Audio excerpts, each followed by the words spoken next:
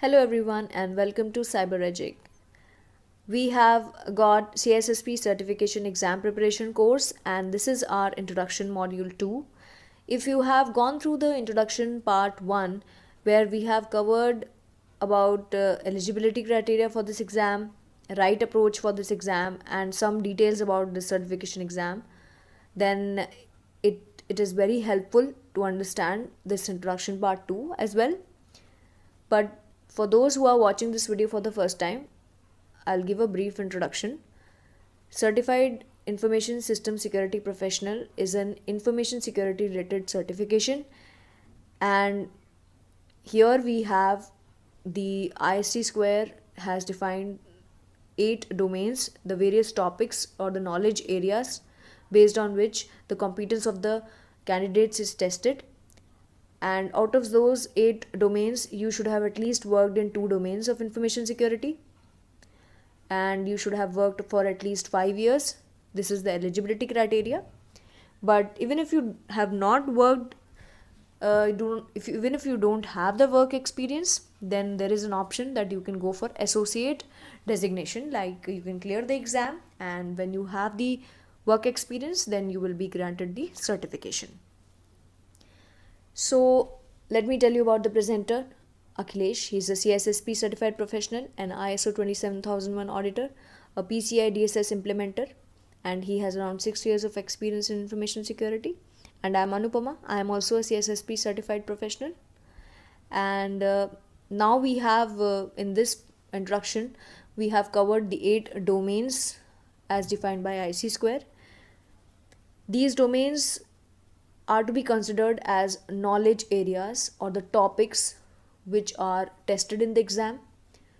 So I've given some statistics around along with the names so as to help you understand which domain has maximum number of questions.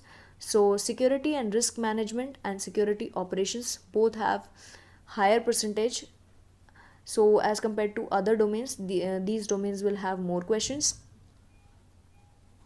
Let me tell you in brief about each of the domain. Security and risk management, we will cover the security principles, that is confidentiality, integrity, availability concepts. We will talk about professional ethics, we will talk about governance and management. We will have topics covered related to security policies, standard procedures and guidelines. In asset security domain, we will talk about information and asset classification, ownership of the asset, privacy protection, data security controls. In security engineering, we will cover the secure design principles, security models. We will talk about web based vulnerabilities and mobile based vulnerabilities. We will talk about cryptography. We will talk about site and facility design secure principles and physical security. In communication and network security, we will discuss about the various network architecture designs, secure communication channels, and network based attacks. In identity and access management, we will talk about physical and logical asset control, identification and authentication of people and devices, access control attacks, and identity and access provisioning lifecycle. In security assessment and testing, we will talk about assessment and test strategies. We will talk about vulnerability assessment and penetration testing.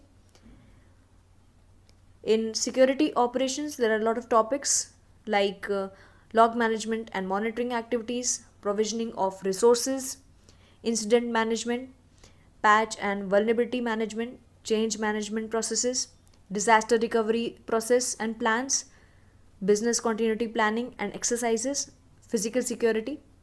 In software development security, we will cover about software development lifecycle and security in software development lifecycle. We will talk about the security controls, and we will talk about software security effectiveness. So these are the various topics within these 8 domains which we will cover in our future slides, and we will cover each domain as a topic, and we will discuss all these topics in detail.